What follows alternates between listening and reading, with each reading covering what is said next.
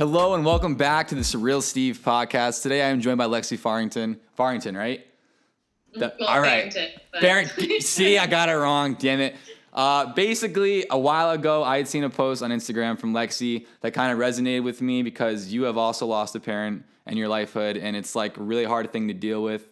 And there's a lot of things that can shape you in life, but I think losing a parent can be one of the most devastating things, but also one of the most growing experiences you'll ever have in your life.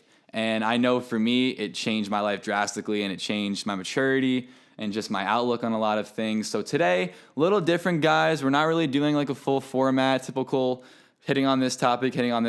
This is a more heartfelt, really, really, really great time finding someone that actually has had this in common with me. So I'm actually just going to toss it off to you, Lexi. If you want, anything you want to share, totally open book. Just tell us a little bit about yourself, what you've been through, and just how it's impacted you as a person. Yeah, of course. All right. Where to start? Oh boy. Let's see. I've had a very interesting life growing up, both just very atypical from a normal person, I guess you could say. Yeah. When I was born to very young parents, and growing up, we were moved around a lot, and also my parents got divorced when I was about 5, and from there, my mom, my brother, and I were homeless for a good amount of time, and then finally figured out some stuff. My mom worked her way up. But in that time, my father was always a very big kid, I guess you could say. I respect him so much, but at the same time, there was a good amount of verbal abuse and whatnot between me and him. And that was definitely hard, but it was also, I had to take care of him a lot when I was like 6 years old or so. Like took on the role of a parent. You had to grow up a little faster. Yeah, I grew up really, really fast. So that was interesting. And then, I mean, when I was around 13 years old, him and we always had a pretty good relationship. I was always like daddy's little girl or whatever, but at the same time, there was always that abuse there that was really hard, and his anger issues and gambling issues that was really hard. But eventually, like, we started to gain a closer and closer relationship, and as around the time that we did, he was diagnosed with stage 4 brain cancer. And was given only a year left. So within that year, it was in and out of the hospital, taking care of him, watching him have seizures and having to take care of him and deal with that, and him losing his memory, or just like watching him mispronounce things or being like words he's known his entire life. Yeah. And it's just like him being in the hospital bed and like pointing to a door and saying that it was like the television or something like that. Like, it was very, very hard. And then on September 11th of my freshman year of high school, I was called to the office, and that's when my mom came in and told me that my dad was dying that day. And we drove 2 hours to go see him at the hospital center. He was not conscious, and I went in there, and that was the last time I said I love him, or I love you. Right. And I have a tattoo of that's awesome. Yes, from my dad. It was the last time that I said I love you. I held his hand like that, and he couldn't speak or see or really anything, but he squeezed my hand in return, and then I said goodbye, and that was it. And how old were you? I was 14. Man, how did you deal with that at 14? That's absolutely crazy. It's definitely rough. It was really surreal. That's right. For sure. It was hard to wrap my head around it, especially because my dad was always looked at as this really strong person, and he was like this big, like, semi-pro football player that everyone like was friends with and looked up to, and he was always the one that was just seen as this really strong person. To see him so weak was like really that's a surreal experience. Right. I mean, you would, he's such a strong, like, he's like the sun, he's bright, he's that person in the group that just has that energy, is what you're saying. And cancer is that kind of disease where it can literally bring the strongest of people to their knees. Like, especially stage 4 brain cancer. I mean, I can't even imagine. I'll get into my story later, but oh my God, stage 4 brain cancer, that's devastating. And at that age, I mean, that's so hard to deal with. I mean, you're going through puberty, you're growing up, you're like, what is that, like high school or like 8th grade? What is that, 9th grade? Well, the year that, when I found out, I was in 8th grade, and it was like early beginning of 8th grade, and I spent that year like really taking care of him, and then it was the very beginning of freshman year of high school that he passed away. That's literally like when you're starting to become like, not who you are, but at that age, like I feel like 9th grade is like a prime, very important time in your life. So to lose your father at that age is very difficult, especially like from an identity perspective. But like, how did you deal with it? Like, did you have, obviously it's devastating, but did you have like coping mechanisms or like hobbies or interests that kept your mind off of it? Or did you kind of just like have to ride the wave and nothing really could like get rid of it? That's a good question. I definitely, I mean, art in all forms has been my savior my whole life, whether it's dancing, singing, acting, drawing, whatever. Like expressing yourself creatively has always been like an outlet for you. Yes. Okay. Exactly. And that was definitely my savior. Also, reading was my savior. I spent all day, every day, just reading and pretending that I was in this books and not in my real life. I do the same thing, like fantasy wise. Like I'd always like, I'll put on like Man of Steel and I'll picture myself being Superman, like a mega dork. But like music and like anything with art, I definitely agree with you. I feel like it's such a unique tool to use, that especially if you can create art and not just like listen or enjoy it, like you can actually create it. I feel like that's a whole other experience. And that's just, I mean, I've seen you like Unbound, right? Or Pulse. What do you do? You do both? Yeah. Oh, dope. So like, I'm sure that, I mean, you're at a different point in your life, but I'm sure starting at 14, you probably have been dancing for a while, right? Or at least been interested in it. And you probably like, you draw and I'm like, write, like, I don't know, like you're trying to be a producer or something, but like, I'm sure you like write creatively on the side, and all that stuff is healthy and like manifest your life. Like I know when I write, a lot of my experiences tend to come out, and I think that's just like a natural process. It's like catharsis. It's like purging like your spirit kind of when you're writing. Yeah, exactly. It helps so much. And I've also always been lucky to have such an interest in like my spirituality, I guess. Same, yeah.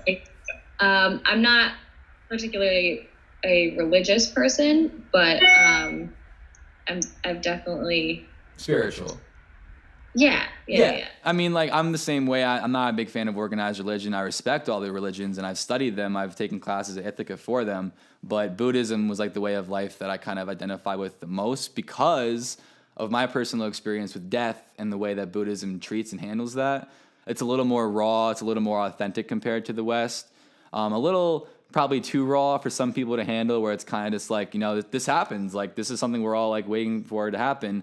And the West is kind of like, can blow it up a little more and make it more dramatic. But like the Buddhism's kind of just like this very naturalistic kind of point of view, which is like, I'm not like, I don't know why I kind of resonated with that so much, but after learning about it, like it was just something that I tended to glue myself to. So with the grief that you've experienced, do you feel like you've, in a way, it's like evolved you as a person and given you more power or like finesse in accomplishing your daily task? And does it give you an extra drive that you feel like isn't created living your life naturally, or just like not losing somebody? Because there's people that lose parents, brothers, sisters. Like, people are always losing all around the world every day. But what was it about your personal experience with your dad that motivated you or changed you with moving forward in your life, especially now, like where you are right now? Yeah, a lot came from it. I mean, growing up, I always felt like a very self-reflective person. Which is important. And yeah, I always had that on my side, and I always felt, and always have been a very philosophical person as well. So when I found out about my father's diagnosis, of course I was devastated, and especially being in such a tough relationship with him already. And like, going through that though, I also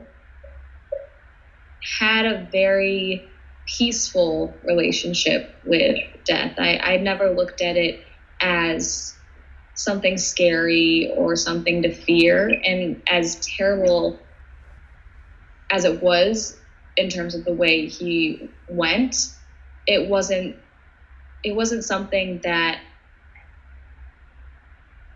I wasn't necessarily upset about. I was upset about losing him, but again, death is such a natural thing. It's not something to fear or be scared of. And I think seeing it firsthand, it was hard, but it definitely helped me and pushed me to just want to do better in my life and just better myself overall as a person in as many ways as I can. And I'm someone who's definitely a dreamer, and I believe that anything can happen. And maybe I'm not super realistic, but I think going through so many downfalls in my life already and seeing how I was able to pick myself back up so easily, like through all of those downfalls. I mean, maybe not like incredibly easily, but right. Things can only go up from here, basically. Exactly. Yeah. Like, and that certainly helped, because I like to look at everything as a learning experience instead of really getting down about like, oh, why is this happening to me? Like, what's going on? Why, like, all these things are wrong in the world, and being really negative. I can't let myself be that way. And I just think, okay, what have I learned from this? How can I improve? How is this going to impact my life for the better? And that's definitely something that I've continued throughout my life so far, which is, yeah. Honestly, I couldn't have said it better myself. I feel like you have such a realistic and optimistic view of a situation that many would not be able to handle. And I think you and I are very much the same in the sense where we've been through so many of these, just so much news. Like, there's like, usually in life you'll get like a little bit of good news and then like some bad news, and like, or you get some bad news but it gets fixed. But like with like cancer, with stage 4, it's the kind of thing where you want to have hope and you want to be hopeful and hope things work out. But cancer, especially stage 4, is just one of those things where you get hope obliterated. And like, I had hope even up to like my mom's last dying days, but like, it's just, it teaches you that this is life. It's very raw. Like, it can take you at any time it wants to. It doesn't owe you anything. Like, you have to work hard. If you really want things, you have to understand that time is very valuable. Like, I don't know if you're the same way, but to me, I mean, I was always on point with like being on time or like trying to make use of my time. But like, when I lost my mom, I even told her like we all gathered around her and said our last words, and she was like unconscious. And I was like, I'm going to make it no matter what. Like, as fast as, like, it doesn't need to be like overnight. It doesn't need to be like in 2 years, but I was like, I don't care what happens. I don't care how hard it is. I'm going to make it. And like, I feel like just hearing you speak, you have a very similar kind of spiritual backbone when it comes to like pushing forward for what you want. And that's a beautiful thing. And I feel like we could have gotten that on our own without losing our parent. That's very possible. But I feel like when you experience such a serious pain and such a serious loss at like an early age, and in your case, you lost your dad even sooner than I lost my mom. I mean, I lost my mom at 19, and you lost, 14 is just crazy. And depending on when you lose someone on your different stages of your life course, it can really impact the kind of person you become. And I haven't known you too long, but you seem like a great person to me so far. And that's a good thing to see, because grief can turn you, that's another thing, is grief can turn you into a bitter person where you totally shut out the world, or you can kind of slap yourself, wake up, kind of get the dust off you and be like, you know what? This gives me an excuse to love harder and be happier, and just make a reason every day to just be happy, or at least find a little bit of time to be happy. Because I don't think it's realistic to be happy every day. I mean, if you are, that's beautiful, good for you. But like, I can't be happy every day. Like, life is about balance, and like, we have to be able to understand that as humans. I think people who are too much into the idea of like life should be happy and fun every day are just asking for failure in the end. I don't know. No, I completely agree with that. That's my views, especially just like there is always a balance. And I'm someone who was as positive as I try to be all the time. I am someone who's diagnosed with some pretty big depression and anxiety. I probably have that too, but I haven't gone to a doctor about it, but I don't know.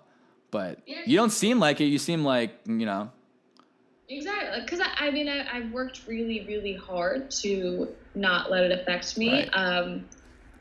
This past summer, I really did let it affect me, because I found myself in a very toxic, abusive relationship. And that's, yeah.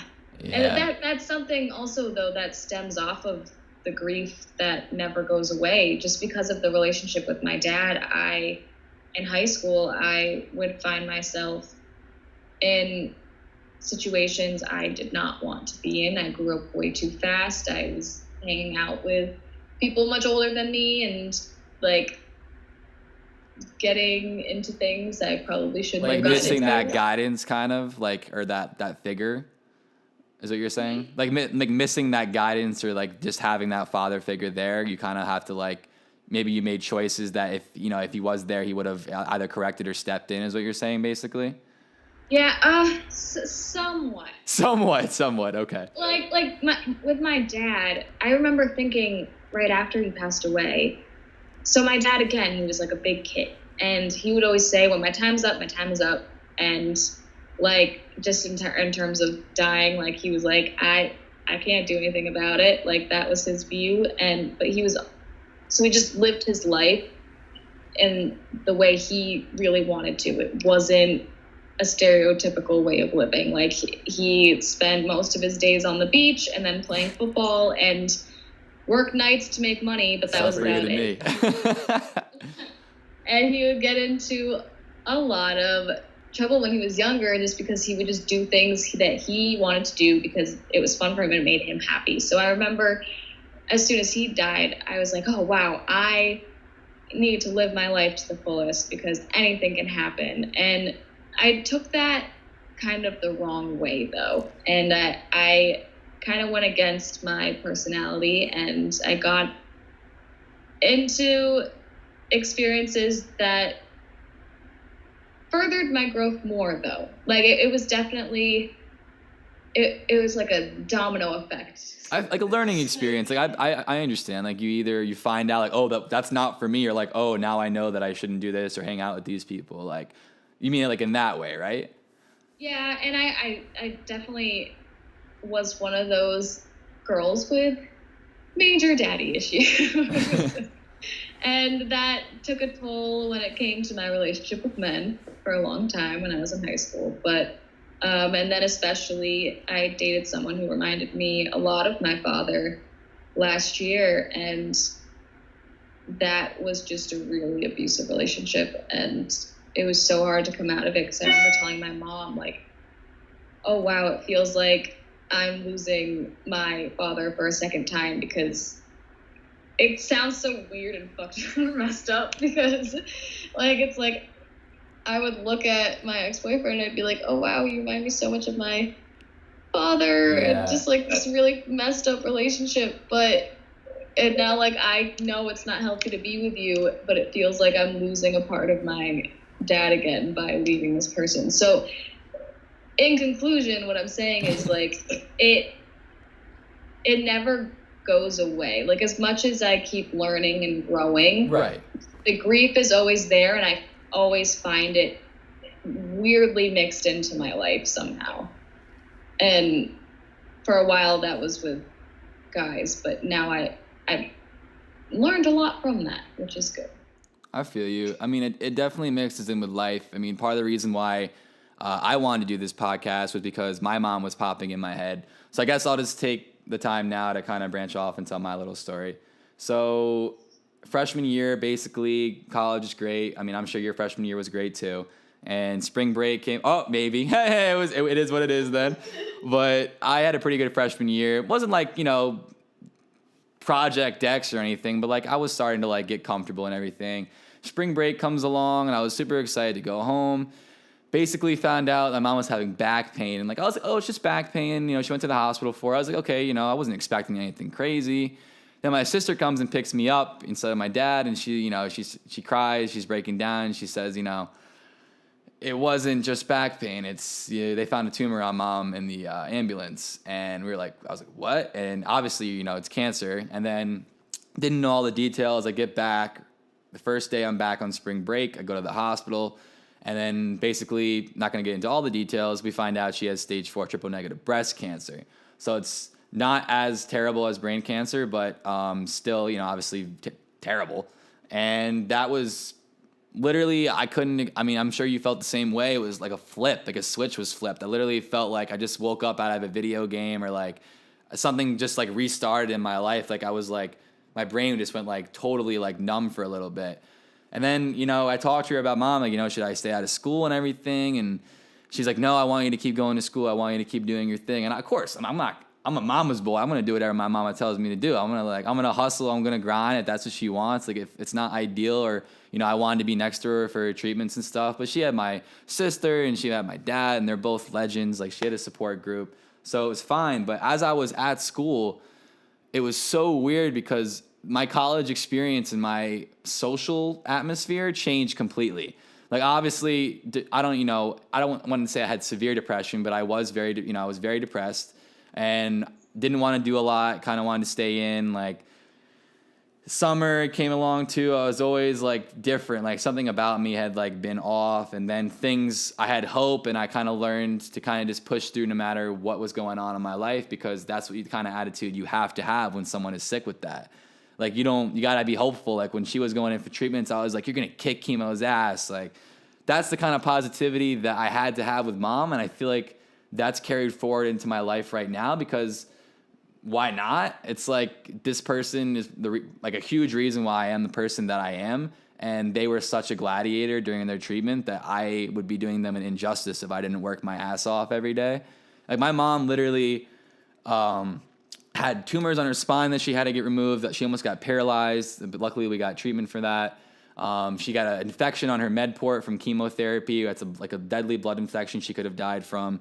And then the third thing was sophomore year, spring break. She had a brain tumor, and this is where like you can relate. Definitely the brain. Anytime you hear cancer in the brain, you're like, oh shit. Like you're just like, I can't believe it's happening. Like we're praying that wouldn't happen, and then we found out she had a 7-centimeter tumor in her front of her brain, like her frontal cortex. And I was about to go back for school, spring semester. So I was like, guys, I'm going to be a little late to school. I was like, my mom has some serious brain cancer going on right now. We had to have surgery, and I want to make sure that I'm here for it. And then she got the surgery. That was some of the most sickening time of my life, waiting to like see if she was going to be okay. She was okay, and then I went back to school, and then as you had the seizures and stuff too. I think you were saying how your dad was having seizures. My mom started getting those too, and she had one, and we were like, that's not good, because we just got the tumor removed, and we brought her back, and basically just found out that more tumors had been planted in her brain after we removed the initial one in the front. So at that point, we can't reoperate on the head. She already had a bunch of procedures done. She literally the doctors and surgeons, I have such respect for anyone in that industry because the work you do is truly beautiful, and what you did for my family was incredible, and I'll always have such a respect for that. But she got radiology done on the brain just to give her a few more months. But when I got back at the end of the semester, end of sophomore year, they were like, my dad's in a very respectful way. It's not an easy thing to tell your son. He was like, mom has 3 months to live. I was like, she got radiation done to give her some more time because that's the only really option we have right now. And the cancer is it's been growing brutally. It's all over. It's just there's just sometimes you just can't avoid what's coming your way. And even though she was a trooper, this is life. These things happen. And after that happened, I spoke at her funeral, and just seeing my friends' emotions and seeing the climate and understanding what my life was going to be like moving forward, I was like, you can either sit in your grief and be mad at the world and always be upset about all the bad shit that's happened to you, or you can realize that you should be thankful for the time that you did have, all the good little things you did have. And even if, it's not the best relationship, I have a lot of friends who maybe don't have the best relationship with their parents, but you still have to cherish the good things that you do have. And you can, like I said, you can sit in it and be upset about it your whole life, or you can make them proud, or you can do more than you ever could imagine. You can just bring that positivity into other people's lives. And like, for example, you and I talking about this right now, I mean, I'm sure there's at least a few people who are going to watch and listen to this that have been through the same exact thing, or at least lost. That's the cool thing about grief is, I'm not the cool thing, like, oh yeah, people die, but like, it's such a universal experience, and that it's like, I really encourage people to like understand how grief changes you, because it does change you, but you can't let it define who you are. You can let it help define who you are, but you can't be like, play the excuse game and be like, oh, like my mom died, so I don't want to do this today, or like this and stuff. You know what I'm saying? You have to be like, okay, like life goes on. Like I have to like keep that in my soul and keep that in my heart, but not let it like literally control my life. And I think that's the trap that some people fall into with grief, is there's passive orientation, and then there's restoration orientation. Passive is where you sit in it, and then restoration orientation is where you move forward with it and you try to get used to your new life without that person. Because I was taking Death and Immortality with Nancy Mennings. I don't know if she's still at Ithaca College, but literally a monk, like a saint. And my mom was really sick during the time that I had this class. So it was like a really beneficial experience for me to be in that class. And she taught me like Tibetan, like monks will literally put the dead body in like a burial, like an outside place, and like vultures will come and like eat it. Like their handling of death is so raw and so different. And I feel like it's just healthy, because I think it's a healthy idea just to understand that you're going to lose everything in your life. Like everything you have in your life is temporary. And that sounds so messed up saying that, but like, what do you think? Like, do you believe the same thing? It's inevitable. Yeah, loss is inevitable no matter what. That's why we really have to focus on why we're happy and what makes us happy, and knowing that truly the only things that can really make you happy are just fulfilling your basic needs and being grateful for what you have around you. Gratitude is definitely a big part of it. Yeah. And again, just really understanding that there has to be bad in order for there to be good. There would not be good if there wasn't bad. And I know some people want to argue about that sometimes, but there's a yin and the yang, and you just have to be aware of that and appreciate the bad, so that way you can appreciate the good, as hard as appreciating the bad may be. I couldn't have said it better myself. That's perfect. Life isn't all sunshine and rainbows, and life's very diverse, and it can be brutal or it can be beautiful. And I don't think you don't get to pick and choose what it does to you. Like Mother Nature is a great example of that, like to tsunamis and earthquakes, and like just the raw energy of life and nature itself is so powerful. So when I think of spirituality, when I think of like afterlife and such, I usually think of like the elements and the kind of things that happen on our daily basis. Cause like life is seriously a complex thing, but how you handle everything that's involved with life is really going to be crucial to the kind of person you become. And I think having an open mind and, like you said, kind of understanding there's balance is like the most important part of this podcast is understanding that like you're going to get a lot of bad in your life, but it doesn't mean that you can't push out a lot of good, you know? Mm-hmm. All right, Lexi, thank you so much for coming on the podcast today. I had a blast talking to you. Stay tuned to the end. You guys can see a little sneak peek of one of my buddy's new songs out on Spotify and all streaming services. Once again, Lexi, thank you so much for sharing your story. It was beautiful. You seem like a beautiful person, and thank you so much. Thank you for having me and for sharing your story as well. Do you have anything you want to shout out coming on IC, any kind of performance or anything at all? Oh my, put me on the spot. Yep, putting you on the spot. I actually don't know of anything. Well, if you think of anything, make sure to let us know. Lexi, guys, thank you so much for watching, and stay tuned to the next episode. Peace. Thanks again to Lexi for joining us today. And for this week's artist shout out, we got Robbie Brase with his new EP, What Happens at Night. Big shout out to you, Rob. You're doing big things, man. And thank you so much to the viewers today for watching the podcast. If you enjoyed it, please like it, share it, put that on your news feed. I would appreciate it. We got an Instagram account, Facebook. Follow us everywhere. Twitter, Surreal Steve. And thanks for watching. Hey. Robbie B, Josh. Hey. I want the drip. Hey. I want the drip. Hey. I want the drip. Hey. I want the drip. Hey. Call me Papa Squid. Fuck up my squad is so lit. Watch me pull up in the whip. Got your girl with me, she giving me lids. All these drunk hoes was a fit. They ruined my night, I'm like shit. These baddies know that I'm so cool.